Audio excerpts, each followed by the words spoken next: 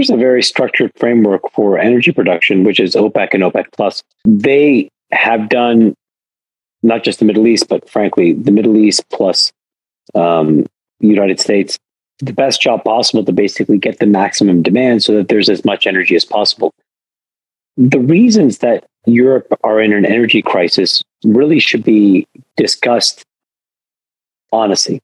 So, number one, an entire continent essentially allowed a 16-year-old girl to dictate their energy policy.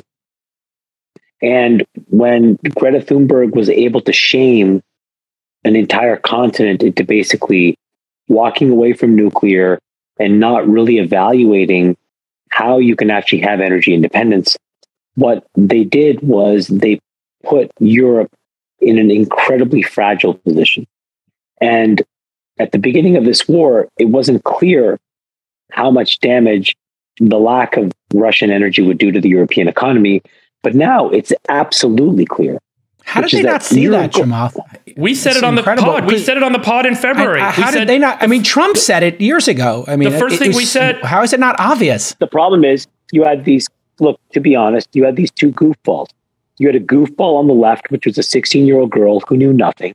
And you had a goofball on the right, which is a president whose language turned people off, even though the message that he was delivering was 100% right. When Trump went to the United Nations, he was clear, he was precise, and in hindsight, and I'm saying this as a Democrat, he was right about the German reliance on Russian gas and the European reliance on gas.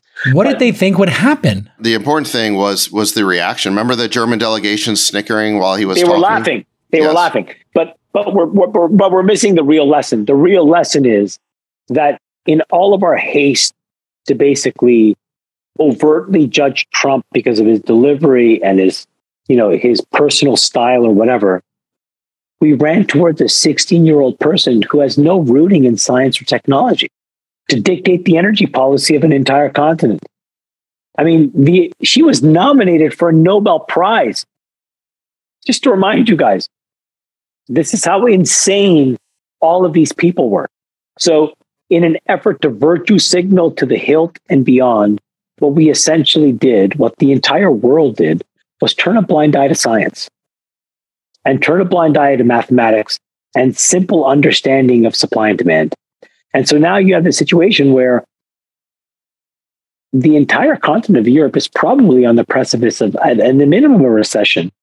But frankly, there's a lot of scenarios where it could be meaningfully worse. And I think what it does is ultimately it has forced the Russian endgame. And that Russian endgame is essentially the following, which is that Germany will probably be the first to capitulate, but it'll be a combination of the United States and Europe who negotiate some kind of a settlement.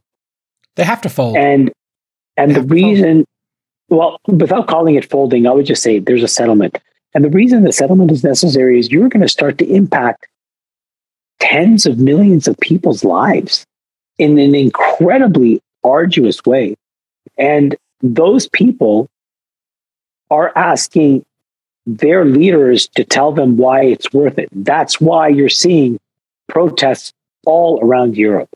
People have decided that this war has gotten 2 or 3 steps beyond what they thought they were getting into, and that it was shining light on a whole set of decisions that never should have been made.